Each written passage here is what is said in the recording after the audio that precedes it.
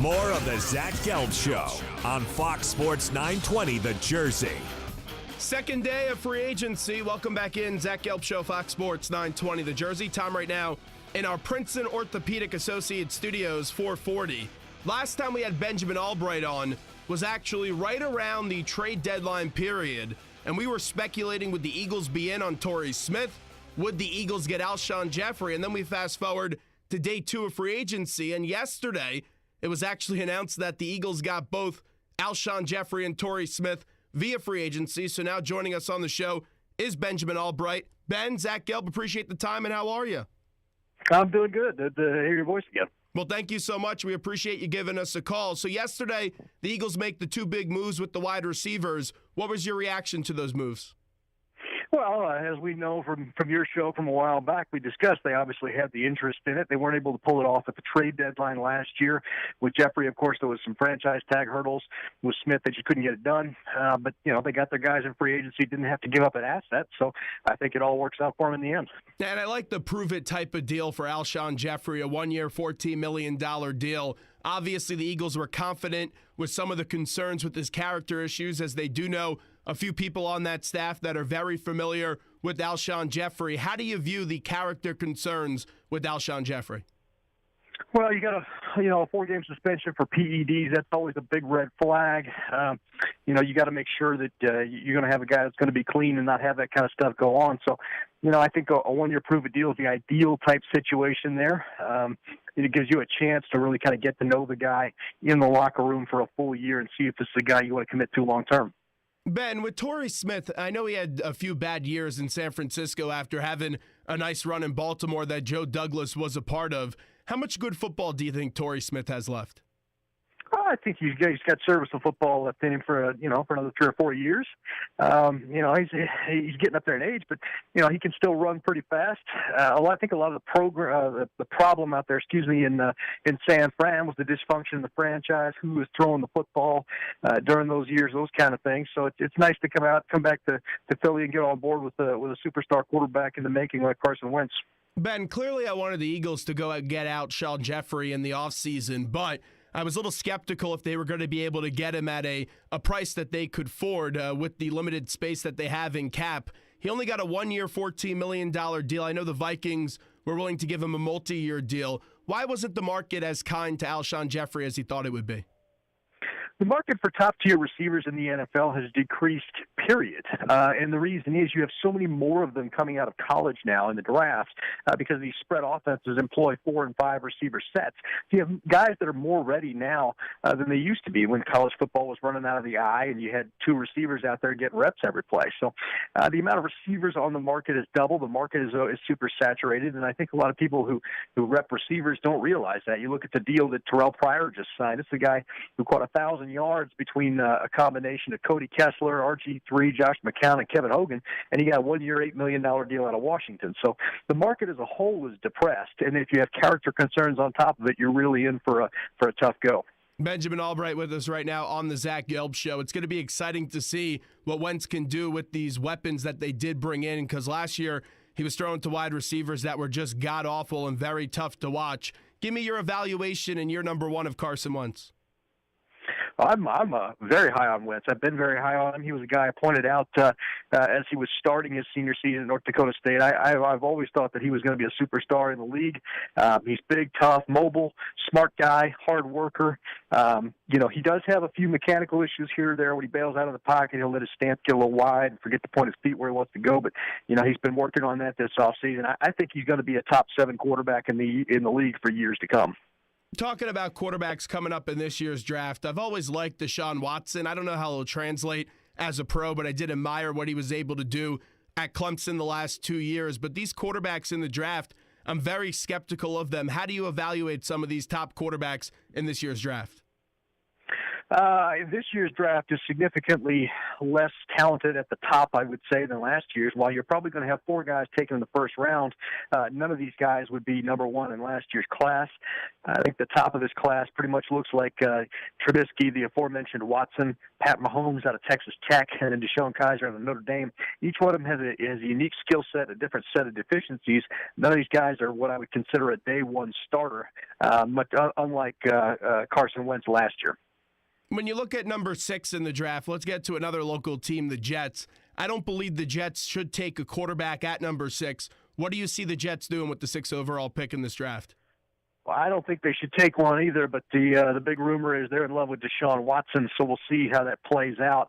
Looking at that roster right now and whatever else they've got, they really don't have a quarterback out there that you would think would be a serviceable starter, whether it's Hackmerg Petty, bringing back Geno Smith, or bringing in Jay Cutler, as is rumored right now. So, if I were them, I would look at the best available player there. You're going to get one of those good players to fall to you, but taking a quarterback is going to be tempting if you don't have one for the future.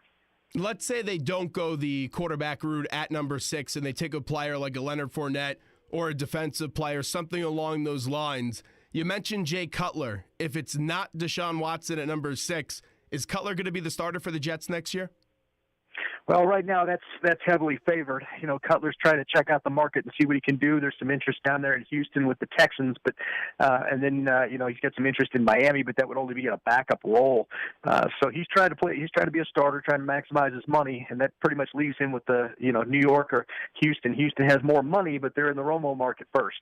And when you look at these teams that are in search of a quarterback, and that's why if you're an Eagles fan, you should be thankful that the Eagles got Carson Wentz last year, as he should have a very long career in the National Football League. You see a team like Chicago. They sit there with the 3rd overall pick, probably didn't like any of these quarterbacks, and then they go give a big contract yesterday to Mike Glennon. I just don't like that move, Ben. How about yourself?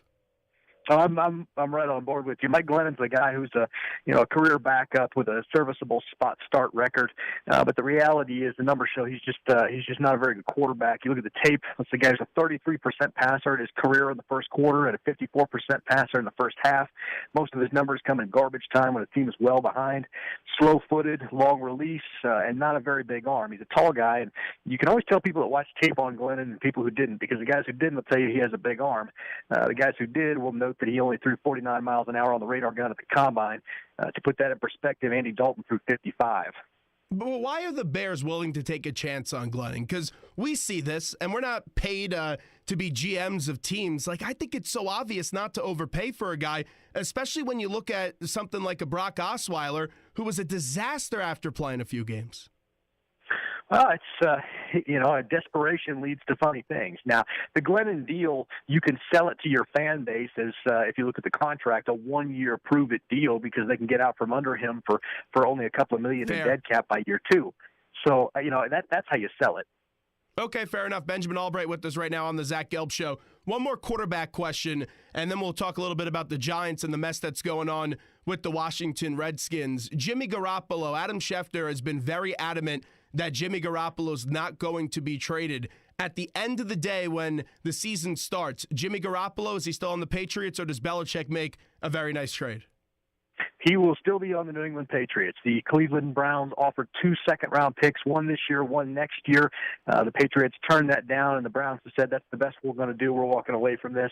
So the Browns are looking at starting Cody Kessler, possibly keeping Osweiler for competition if they don't cut him, and then going to the draft for a quarterback. Jimmy Garoppolo will be a Patriot next year. This is going to sound crazy, but let me ask it to you, and let me preface it by saying Tom Brady is my favorite football player of all time, and I think he is the greatest quarterback to ever play the game. Can you see a scenario where they say, Tom, and let's say maybe next year or the year after that, and he's still playing exceptional football, obviously just winning a Super Bowl, do you see a scenario where maybe the Patriots cut Tom Brady and then let Jimmy Garoppolo take over at the quarterback position? If that happens, it would be billed as a retirement by Tom Brady. Tom won't go to another team, and he won't ever be outright cut. It'll be a quote-unquote retirement ceremony and go from there. How many more years do you think Brady plays?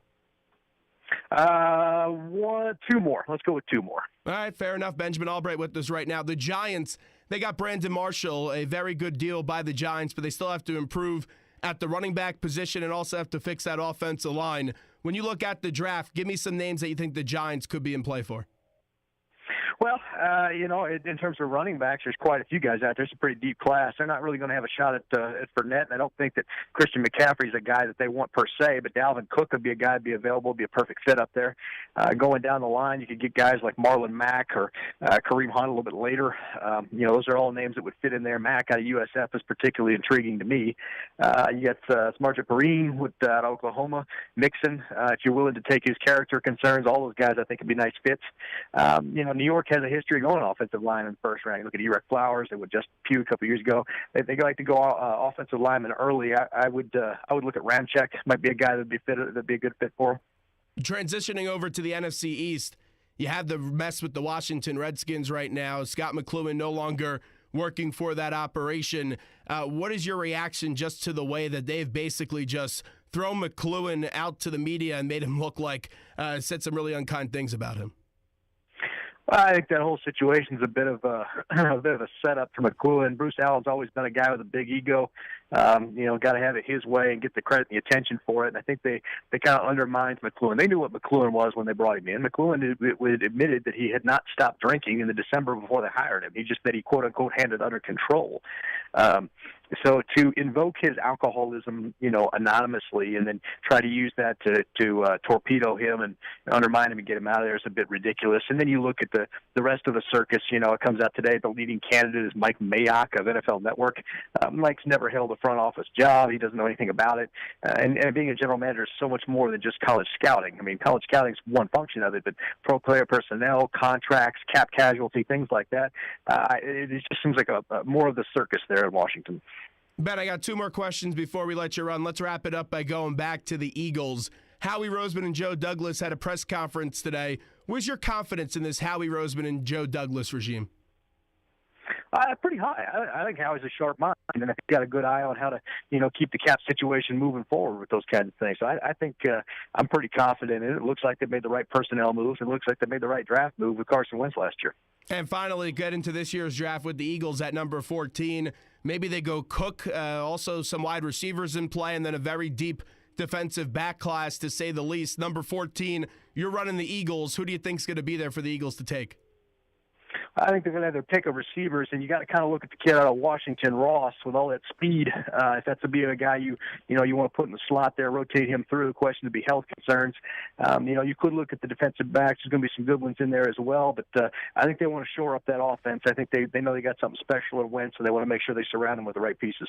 Ben, great analysis as always. We appreciate it. Thanks so much. All right, brother. Take care.